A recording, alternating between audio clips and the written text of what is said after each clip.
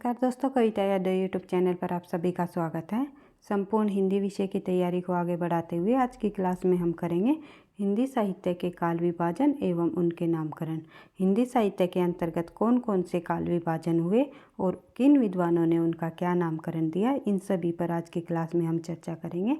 आप सभी को पता है हम कर रहे हैं हिंदी साहित्य से संबंधी परीक्षाओं की तैयारी। जिस भी परीक्षा में हिंदी साहित्य प्रश्न पूछे जाते हैं तो सभी के लिए ये क्लास काफ़ी मददगार साबित होगी। वैसे तो हम कई पुस्तकों के संग्रह से जो कंटेंट के साथ अपने नोट्सों को आगे बढ़ाते हुए अपनी तैयारी कर ही रहे हैं, साथ के साथ अधिक से अधिक प्रश्नों का अभ्यास करते हुए भी हम जो है अपनी तैयारी को आगे बढ़ा रहे हैं। लेकिन हम एक एक पुस्तक को भी उठा करके धीरे धीरे जो है उनको भी कवर करते हुए चल रहे हैं। क्या पता किस पुस्तक से कौन सा तथ्य पूछ लिया जाए, तो लगभग हम सभी पुस्तकों को करने की कोशिश करेंगे।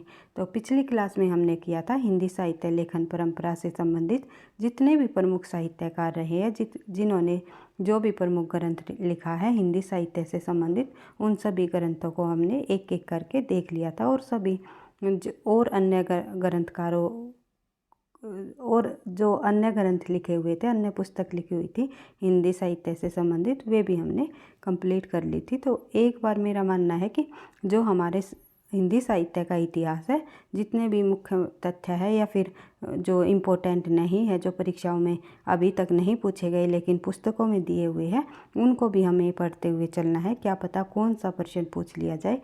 तो कई पुस्तक ऐसी है जो कि हिंदी साहित्य के इतिहास के लिए जो परीक्षाओं में प्रश्न पूछे जाते हैं, वस्तुनिष्ठ हिंदी के लिए काफ़ी इम्पोर्टेंट पुस्तक है। देखने को प्रश्न मिले हैं उन पुस्तकों में से हमेशा परीक्षाओं में, तो उन पुस्तकों को करते हुए चल रहे हैं। जैसे कि हमने लिया है सरस्वती पांडे और गोविंद पांडे की एक पुस्तक है हिंदी साहित्य का वस्तुनिष्ठ इतिहास। इस पुस्तक को हम अभी कर रहे हैं। फिर पुनीत राय की पुस्तक से भी तथ्यों को देखते हुए चलेंगे। और फिर जितने भी हिंदी साहित्य से संबंधित एनटीए नेट की पुस्तकें हैं उनको भी हम कवर करते हुए इसी तरह अपनी तैयारी को आगे बढ़ाते रहेंगे। परीक्षा तक हमारी तैयारी जो है बार बार तथ्यों की रिवीजन होते हुए अच्छी हो जाएगी। तो देख लेते हैं ज़्यादा टाइम वेस्ट न करते हुए हिंदी साहित्य काल विभाजन और नामकरण। हिंदी साहित्य का काल विभाजन एवं नामकरण। सबसे पहले काल विभाजन, जो हिंदी साहित्य इतिहास का काल विभाजन एवं नामकरण किन्होंने किया था, काल के अनुसार विभाजन करने वाले विद्वान हुए हैं जॉर्ज ग्रियर्सन। हिंदी साहित्य का इतिहास सबसे पहले जब लिखा था वो लिखा था गारसादा तासी ने। लिखने का जो हिंदी साहित्य लेखन परंपरा का सूत्रपात किन्होंने किया, गारसादा तासी ने। लेकिन काल के इन्होंने किया था वर्णानुक्रम पद्धति पर। वर्णानुक्रम पद्धति को अपनाते हुए इन्होंने हिंदी साहित्य इतिहास का जो है हिंदी साहित्य इतिहास लिखा था। क्योंकि इन्होंने जो कवियों को रखा था हिंदी साहित्य इतिहास के अंतर्गत, उनके वर्णों के नाम के अनुसार, यानी कै नाम वाले कवि जो है इन्होंने शुरुआत में लिखे थे, फिर रखे थे अपने हिंदी साहित्य इतिहास के अंतर्गत। फिर जो है सबसे पहले कै नाम वाले कवि इन्होंने ले लिए, जैसे कबीर दास, फिर इन्होंने रखा केशव दास। इस प्रकार से वर्णों के आधार पर इन्होंने जो है कवियों को अपने इतिहास ग्रंथ में लिखा था। लेकिन जो है फिर ख नाम के कवियों को शामिल कर लिया, फिर गै नाम के कवियों को शामिल कर लिया। इस प्रकार से वर्णानुक्रम पद्धति को अपनाया था। लेकिन काल विभाजन की जब हम बात करते हैं तो सबसे पहले काल विभाजन का जो किया था वो काल के आधार पर नाम रखा था हिंदी साहित्य के इतिहास में। तो जैसे सबसे पहले आ गए आदिकाल के अंतर्गत जितने भी कवि रहे, फिर भक्ति काल, फिर रीतिकाल। इस प्रकार से काल विभाजन का जो प्रयोग किया था वो किया था जॉर्ज ग्रियर्सन ने। ये आपको सभी को पता है, मैं पहले भी ये जो है तथ्य पढ़ा चुकी हूँ। लेकिन जो बच्चे नए जुड़े हैं उनको लिए भी ये चीज़ें जो है बहुत ही आवश्यक है, ताकि आपको जब आप किसी भी टॉपिक को पढ़ो तो उनके जैसे किन्होंने वर्णानुक्रम आधार पर किया, किन्होंने काल कर्मानुक्रम आधार पर किया, तो आपको उनका पता होना चाहिए ये होते क्या हैं। तो इन्हीं अगर आपका बेस क्लियर होता चला जाएगा तो बहुत ज़्यादा प्रश्न जो है आप अपने बेस के आधार पर ही सही कर लोगे। तो ऐसा मेरा मानना है और होता भी ऐसा ही है। प्रश्नों को रटने से अधिक जो है प्रश्नों को समझने से हमारे ज़्यादा ठीक होते हैं। तो जो जॉर्ज ग्रियर्सन जी रहे, उनसे पहले गारसा दातासी और शिव सिंह सेंगर ने हिंदी साहित्य का लिखने का प्रयास किया था, लेकिन उन्होंने वर्णानुक्रम पद्धति को अपनाया था। लेकिन जॉर्ज ग्रियर्सन ने अपना जो हिंदी साहित्य का इतिहास लिखा, the Stuart, the literature and the Hindustan, उन्होंने जो है काल कर्मानुसार पद्धति को अपनाया। तो अब देख लेते हैं आगे। जॉर्ज ग्रियर्सन का काल विभाजन, चारण काल, इन्होंने सबसे पहले काल का नाम दिया चारण काल, यानी कि कई बार पूछा जाता है आदिकाल को चारण काल नाम किन्होंने दिया, तो जॉर्ज ग्रियर्सन ने। 700 ईस्वी से लेकर 1300 ईस्वी तक के काल को इन्होंने चारण काल कहा। फिर कहा इन्होंने 15वीं सदी का धार्मिक पुनर्जागरण। फिर तीसरे नंबर पर इन्होंने काल विभाजन किया जयसी की प्रेम कविता। उसके बाद जो है ब्रज का कृष्ण संप्रदाय। इस प्रकार से थोड़ा सा आपको दिखाई नहीं दे रहा होगा, तो ब्रज का कृष्ण संप्रदाय। फिर कहा इन्होंने मुगल दरबार, फिर कहा तुलसीदास, फिर आगे शामिल किया रीति काव्य। उसके बाद तुलसी के अन्य प्रवृत्ति,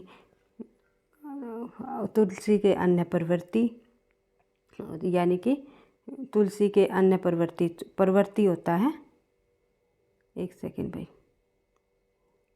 पर एक होता है प्रवृत्ति और एक आप लोगों को देखने को मिला होगा पूर्ववर्ती। इन दोनों में क्या अंतर है? प्रवृत्ति का मतलब होता है के बाद के, यानी तुलसी के बाद के अन्य जितने भी हमारे कवि रहे उनको शामिल किया। पूर्ववर्ती होता है पहले का, पहले। ये चीज़ें आपको ध्यान रखनी है, क्योंकि ये शब्द कई बार आपको जो है परेशानी में डाल देते हैं। क्या प्रवृत्ति पूछा हुआ है या पूर्ववर्ती पूछा हुआ है, तो आपको समझ लेना है। पूर्ववर्ती का मतलब होता है पहले, प्रवृत्ति का मतलब होता है उसके बाद के, यानी तुलसी के बाद के। उसके बाद उन्होंने कालखंड किया 18वीं शताब्दी, फिर कंपनी के शासन में हिंदुस्तान, फिर महारानी विक्टोरिया के शासन में हिंदुस्तान। इस प्रकार से जो है इन्होंने 11 कालखंडों में हिंदी साहित्य के काल विभाजन किया है। इस प्रकार से बढ़ते हैं आगे। अगला जो तथ्य हमारा, जॉर्ज ग्रियर्सन ने सर्वप्रथम हिंदी साहित्य के आरंभिक काल को चारण काल कहा है। मैंने आपको बताया था हिंदी साहित्य का आरंभिक काल कौन सा है? आदिकाल। आदिकाल को इन्होंने क्या नाम दिया है? चारण काल। उसके बाद जॉर्ज ग्रियर्सन ने चारण काल के अंतर्गत 9 कवियों, यानी कि चारण काल में कितने कवियों को रखा? 9 कवियों। कौन कौन से वे 9 कवि रहे देख लेते हैं। पुष्य कवि, खुमान कवि, केदार कुमार, पाल और अनन्यादास चंद, जगनिक, जोधराज राज एवं सारंगधर का उल्लेख किया है। इसके बाद बात करें आगे, जॉर्ज ग्रियर्सन ने अपने इतिहास में केवल प्रवृत्तिगत काल विभाजन किया है, यानी कि प्रवृत्तिगत काल विभाजन का मतलब होता है उस काल की प्रवृत्तियों के आधार पर विभाजन किया है। जैसे उन्होंने जो है चारण काल कहा कि आदिकाल को क्यों चारण काल, वहाँ पर जो राजा महाराजाओं के दरबार में जो रचनाएं करते थे कवि, उनको कहा जाता था चारण। तो इसी प्रकार से जो है बहुत सारे कवियों ने उनके दरबार में रहकर राजाओं महाराजाओं के साथ युद्धों में जा कर के जो है उनका बिल्कुल प्रत्यक्ष रूप से देख करके उनके वीरता का उल्लेख अपनी रचनाओं में किया है। तो इस प्रकार से उन्होंने हर एक काल की प्रवृत्ति को देखते हुए, कि जैसे कि कंपनी का शासन आया तो कंपनी का शासन काल खंडी नाम रख दिया। तो इस प्रकार से हर एक काल की प्रवृत्ति के आधार पर इन्होंने हिंदी साहित्य के इतिहास का काल विभाजन किया है। कई बार पूछ लेते हैं, आपको ध्यान रखना है। और 9 कवियों को इन्होंने इसमें रखा है, ये आपको ध्यान रखना है, क्योंकि किसी भी प्रकार से प्रश्नों को घुमा फिरा कर पूछ सकते हैं। आपको समझ बेस के साथ अपने जो है हिंदी साहित्य की, संपूर्ण हिंदी साहित्य की तैयारी करनी है। तो देख लेते हैं आगे। इससे हमारा होगा क्या, एक एक पुस्तकों के तथ्यों को लेते हुए चलें। आपके जो बच्चे नए जुड़े हैं उनका बेस क्लियर होते हुए, जो उन्होंने पहले नहीं पढ़ा तो जो ये चीज़ें समझ नहीं अभी तक नहीं समझी है तो उनको समझ भी आ जाएगा, और साथ साथ जो है सभी तथ्यों की आपकी रिवीजन भी हो जाएगी, और हमें ये भी पता चल जाएगा कि किस बुक में जो है, किस पुस्तक में और एक्स्ट्रा तथ्य दिए हुए हैं, अन्य तथ्य दिए हुए हैं। तो इसी तरह हम वीक में हर दिन हिंदी साहित्य संबंधी तैयारी को आगे बढ़ाते हैं, अधिक से अधिक प्रश्नों का अभ्यास भी करते हैं। साथ साथ जो है कई पुस्तकों के संग्रह से मैंने जो नोट्स बनाए हुए हैं उनके आधार पर भी चीज़ों को आगे लेकर के जा रही हूँ, और साथ साथ एक एक पुस्तकों को आराम से हम जो है समझते हुए कंप्लीट करते हुए करेंगे। तो देख लेते हैं आगे। मिस्र बंधुओं का काल विभाजन, उन्होंने जॉर्ज ग्रियर्सन का तो आपने देख लिया, 11 कालखंडों में विभाजित किया, लेकिन जॉर्ज मिस्र बंधुओं ने हिंदी साहित्य के इतिहास को कितने कालखंडों में बांटा? सबसे पहले इन्होंने बांटा प्रारंभिक काल। मिस्र बंधुओं ने जो है आदिकाल को क्या नाम दिया? प्रारंभिक काल। कई बार परीक्षा में पूछा जाता है। प्रारंभिक काल यानी कि इन्होंने 2 भागों में बांटा, पूर्व प्रारंभिक काल और उत्तर प्रारंभिक काल। उसके बाद इन्होंने दूसरे कालखंड का नाम दिया मध्यकाल। मध्यकाल को भी इन्होंने 2 भागों में बांटा, पूर्व मध्यकाल और प्रौढ़ मध्यकाल। सन आप देख सकते हो। पूर्व मध्यकाल का क्या रहा? 1445 1560। उत्तर जो प्रौढ़ मध्यकाल रहा 1561 से लेकर 1680। फिर अलंकृत काल, इन्होंने जो है रीतिकाल को भी अलंकृत काल नाम दिया है मिस्र बंधुओं ने। कई बार पूछ लिया जाता है रीतिकाल को मिस्र बंधुओं ने क्या नाम दिया है, तो अलंकृत काल। अरे अलंकृत काल को भी इन्होंने 2 भागों में बांटा है। कौन कौन से? पूर्व अलंकृत काल और उत्तरा अलंकृत काल। इस प्रकार से इन्होंने संपूर्ण हिंदी साहित्य को 4 कालखंडों में बांटा। फिर चौथा है परिवर्तन काल। परिवर्तन काल जो है 1890 से लेकर 1924 विक्रमी संवत तक इन्होंने कालखंड को ये माना है। और अधिकतर विद्वानों ने जो हिंदी साहित्य का कालखंड जो विभाजित किया है वो आप लोगों को देखने को मिलेगा कि विक्रम संवत में किया है, ना कि ईस्वी में। तो कहीं अगर परीक्षा में ईस्वी पूछ लिया जाए, ऑप्शन में ईस्वी हो, तो आप इसमें विक्रमी संवत में से 57 माइनस करके ईस्वी निकाल सकते हो। तो हर एक तथ्यों को आपको बिल्कुल ध्यान से समझते हुए चलना है, क्योंकि आपको पता है आपका जो एग्ज़ाम होने वाला है DSSB का, वो 0.5 नेगेटिव मार्किंग के साथ आपका एग्ज़ाम होगा। सीधे 4% गलत होने पर आपका 1 नंबर घट जाएगा। तो कहने का मतलब ये है, जो भी आप तथ्यों को पढ़ो, जिस भी चीज़ को पढ़ो, तो समझते हुए करते हुए आपको चलना है। बढ़ते हैं आगे। अगला हम देख लेते हैं, अगले किस लेखक द्वारा काल विभाजन किया गया हिंदी साहित्य का, तो देखते हैं। आचार्य उसके बाद मिस्र बंधुओं ने 5 भागों में बांटा है। एक और अन्य है वर्तमान काल। वर्तमान काल जो है 1926 विक्रमी से लेकर के अब तक माना है, यानी कि मिस्र बंधुओं ने जब हिंदी साहित्य इतिहास का काल विभाजन कितने भागों में किया। कई बार परीक्षा में ये भी डायरेक्ट भी प्रश्न पूछ लिया जाता है, तो यहाँ पर थोड़ा इंक्लूड नहीं था, इसलिए मैं जल्दी बोलने में समझाने के चक्कर में थोड़ी सी स्किप हो गई चीज़ें, इसके लिए मैं माफ़ी चाहूँगी। तो अब प्रारंभिक काल, मध्यकाल, अलंकृत काल, परिवर्तन काल और अंतिम हमारा जो है वर्तमान काल। इस प्रकार से मिस्र बंधुओं ने हिंदी साहित्य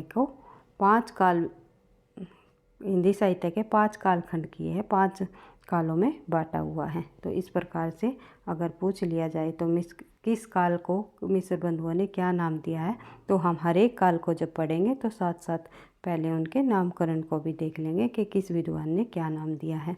तो आचार्य रामचंद्र शुक्ल का काल विभाजन जो है, सबसे पहले शुक्ल के अनुसार अगर काल विभाजन पूछ लिया जाए तो सर्वमान्य रूप से भी हम इसी काल विभाजन को मानते हैं शुक्ल के अनुसार। और क्या माना है उन्होंने, किस काल को क्या नाम दिया है, ये भी साथ साथ देख लेते हैं हम। सबसे पहले आदिकाल आता है हमारा। आदिकाल यानी कि आचार्य रामचंद्र शुक्ल ने एक बात और बताते हुए दोहरे नामकरण की प्रवृत्ति को अपनाया है। दोहरे नामकरण की प्रवृत्ति कैसे अपनाई है इन्होंने, ये समझ लेते हैं एक बार। क्योंकि आचार्य रामचंद्र शुक्ल ने जब हिंदी साहित्य का काल विभाजन किया है तो उन्होंने जो है आदिकाल को वीरगाथा नाम दिया है। उनकी प्रवृत्ति के आधार पर ही इन्होंने काल विभाजन किया है। और प्रवृत्ति के आधार पर जो काल नाम दिया है वीरगाथा काल, तो आदिकाल को वीरगाथा काल जब नाम दिया आचार्य रामचंद्र शुक्ल जी ने, तो उन्होंने जो है आदिकाल को भी नहीं नकारा है कि ये, उन्होंने ये नहीं कहा कि इसका नाम आदिकाल हम नहीं रह सकते, साथ साथ उन्होंने ये कहा है कि आदिकाल को वीरगाथा काल कहना उचित है, लेकिन हम आदिकाल भी कह सकते हैं, ये उन्होंने साफ साफ बोला है अपने हिंदी साहित्य इतिहास के अंतर्गत। तो ग्रंथ में जो उन्होंने, उनका हिंदी साहित्य का इतिहास नाम से ही ग्रंथ है आचार्य रामचंद्र शुक्ल का, जो कि 1929 ईस्वी में प्रकाशित किया गया। इस प्रकार से आप लोग जो हैं इनके आचार्य रामचंद्र शुक्ल के अनुसार पूछ लिया जाए तो हिंदी साहित्य के इतिहास को कितने कालखंडों में बांटा है? 4 कालखंडों में। कौन कौन से? आदिकाल, पूर्व मध्यकाल, उत्तर मध्यकाल और आधुनिक काल। इस प्रकार आप देख सकते हो आदिकाल को इन्होंने वीरगाथा काल नाम दिया है, जो कि 1050 विक्रमी संवत है। भाई ये मैं आपको बता देती हूँ, विक्रमी संवत 1050 विक्रमी संवत से लेकर के 1375 विक्रमी संवत तक। फिर पूर्व मध्यकाल का जो समय रहा, भक्ति काल भी नाम दिया आचार्य रामचंद्र शुक्ल ने, तो इनका जो समय रहा पूर्व मध्यकाल का वो रहा 1375 विक्रमी संवत से लेकर 1700 विक्रमी संवत तक। फिर उत्तर मध्यकाल को जो है रीतिकाल नाम दिया, तो रीतिकाल जो है 1700 विक्रमी संवत से लेकर 1900 विक्रमी संवत तक का समय रहा। फिर है आधुनिक काल को जो है इन्होंने क्या नाम दिया? गद्य काल कहा है इन्होंने आचार्य रामचंद्र शुक्ल ने, क्योंकि यहीं से जो है आधुनिक काल से ही गद्य लेखन की शुरुआत की जाने लगी थी, तो इन्होंने गद्य काल नाम दिया आचार्य रामचंद्र शुक्ल ने आधुनिक काल को। और समय क्या रहा? 1900 विक्रमी संवत से लेकर के 1984 विक्रमी संवत। इस प्रकार से राम कुमार वर्मा का काल विभाजन देख लेते हैं। इन्होंने हिंदी साहित्य इतिहास को कितने काल खंडों में विभाजित किया है? तो सबसे पहले इन्होंने संधि काल, चारण काल, भक्ति काल, रीतिकाल और आधुनिक काल, इन्होंने भी 5 कालखंडों में विभाजित किया है। जैसे कि मिश्र बंधुओं ने भी 5 कालखंडों में विभाजित किया था हिंदी साहित्य के इतिहास काल को, और राम कुमार वर्मा ने भी 5 कालखंडों में विभाजित किया है। और कौन कौन से 5 कालखंड? सबसे पहले संधि काल 1750 विक्रमी संवत से लेकर 1050 विक्रमी संवत तक। फिर चारण काल यानी कि 1000 विक्रमी संवत से लेकर 1375 विक्रमी संवत तक, यानी कि संधि काल और चारण काल मिलाकर क्या बन जाएगा? आदिकाल की जो समय सीमा रही इन्होंने 2 भागों में बांटी है, एक संधि काल में डिवाइड किया और एक किया चारण काल में, यानी कि 750 विक्रमी संवत से लेकर 1000 विक्रमी संवत तक के कालखंड को इन्होंने संधि काल कहा, और चारण काल इन्होंने जो है 1000 विक्रमी संवत से लेकर 1375 विक्रमी संवत तक के काल को कहा। फिर इन्होंने किया भक्ति काल में इन्होंने 1375 विक्रमी संवत से लेकर के 1700 विक्रमी संवत तक के कालखंड को इन्होंने जो है भक्ति काल की संज्ञा दी। फिर है रीतिकाल में इन्होंने 1700 से लेकर के 1900 विक्रमी संवत तक के काल को माना। फिर है आधुनिक काल 1900 विक्रमी संवत से लेकर के अब तक के कालखंड को आचार्य राम कुमार वर्मा ने जो है आधुनिक काल के अंतर्गत रखा है। उसके बाद बात करें गणपति चंद्रगुप्त की। गणपति चंद्रगुप्त का काल विभाजन हम देख लेते हैं, तो इन्होंने हिंदी साहित्य के इतिहास को 4 कालखंडों में विभाजित किया है। कौन कौन से देख लेते हैं, क्योंकि इनमें से परीक्षा में प्रश्न पूछ लिए जाते हैं। आचार्य रामचंद्र शुक्ल ने के अनुसार हिंदी साहित्य के इतिहास का काल विभाजन बताइए, या फिर डॉक्टर गणपति चंद्र के अनुसार, या राम कुमार वर्मा के अनुसार, या फिर चारण काल जो है किन विद्वानों ने कहा आदिकाल को। तो यहाँ पर हमने देखा चारण नाम दिया है आदिकाल के अंतर्गत, चारण की संज्ञा दी है राम कुमार वर्मा ने भी, और जो है जॉर्ज ग्रियर्सन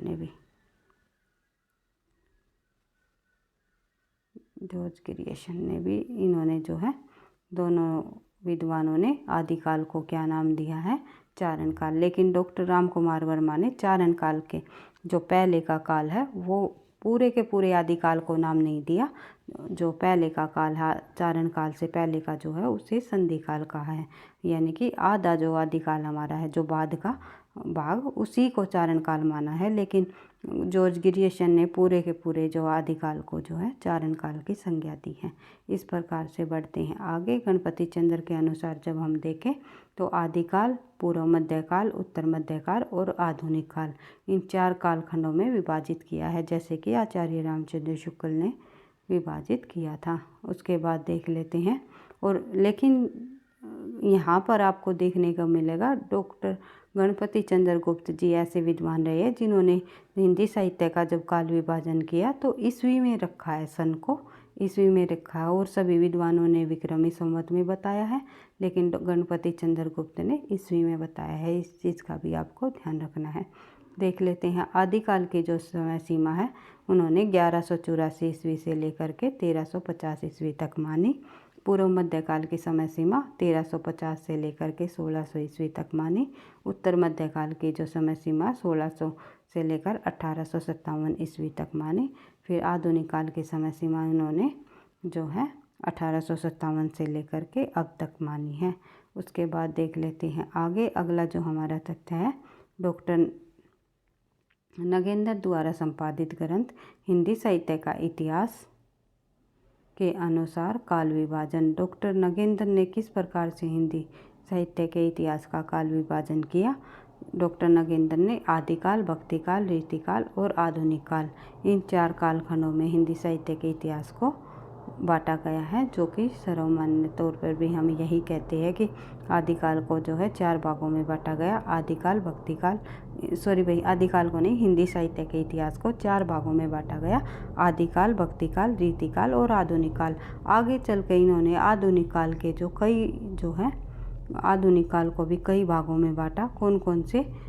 पुनर्जागरण काल, जागरण सुधार काल और छायावाद काल, छायावादोत्तर काल। जो एक बार फिर से हम जब आदिकाल की बात करें तो 7वीं सदी के मध्य से लेकर के 14वीं सदी के मध्य तक के समय सीमा को आदिकाल की संज्ञा दी है। किन्होंने? डॉक्टर नगेंद्र ने।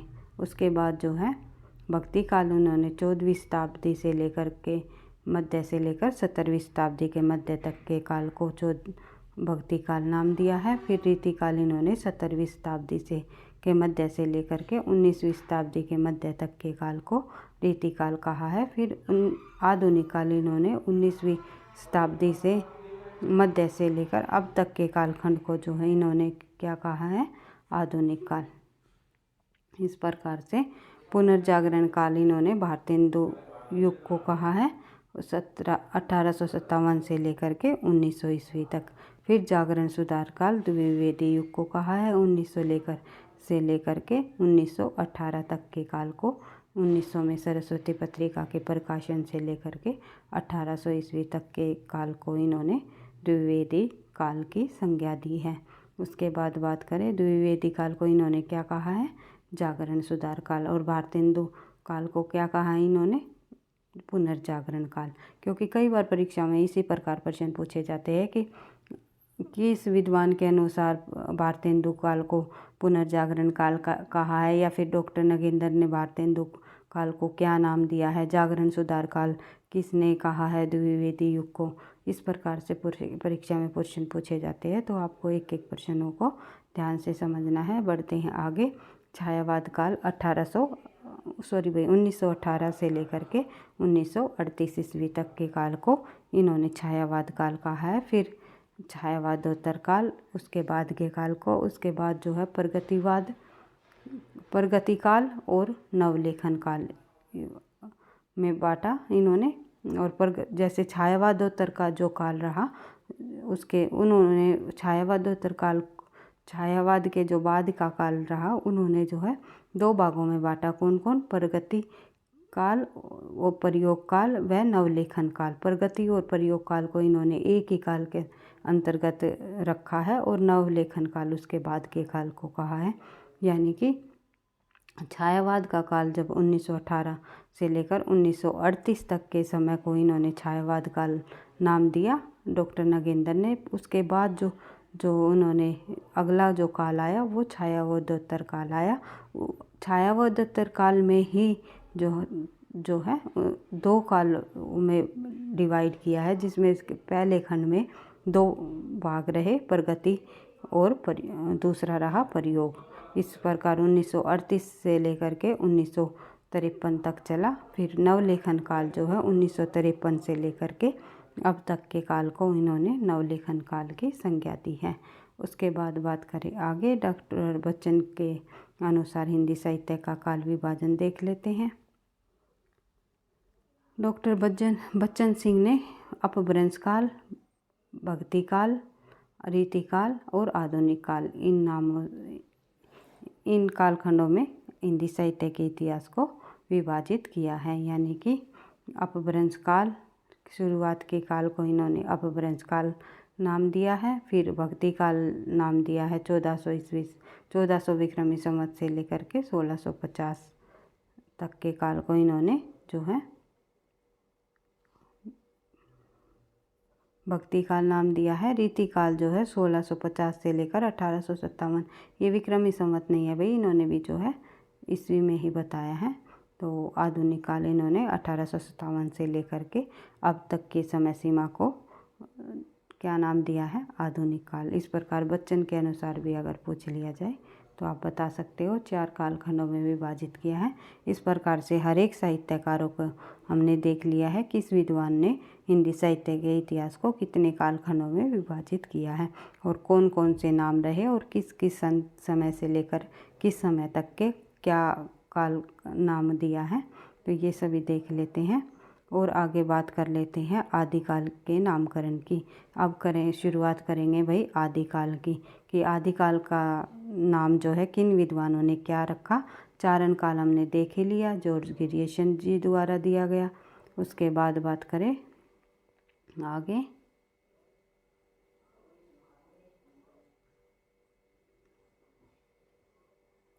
एक सेकेंड, प्रारंभिक काल नाम दिया मिश्र बंधुओं ने, ये हमने देख ही लिया था।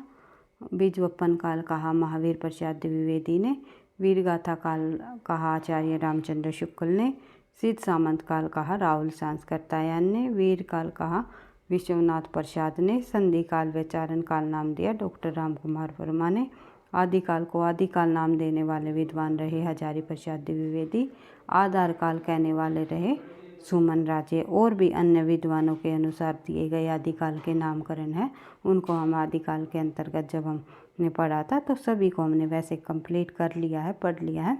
फिर भी हम जो है प्रश्न उत्तरों के माध्यम से रिवीजन कर लेंगे, या फिर एक बार से आप बोलेंगे तो फिर संपूर्ण हिंदी साहित्य के इतिहास की शुरुआत से रिवीजन क्लास को भी हम दोबारा से कंप्लीट कर लेंगे।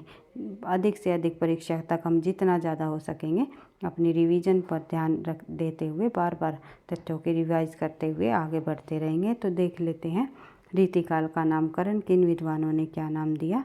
तो रीतिकाल का भक्तिकाल का इतना अधिक नामकरण में विवाद नहीं रहा जितना कि आदिकाल और रीतिकाल के अंतर्गत माना जाता है।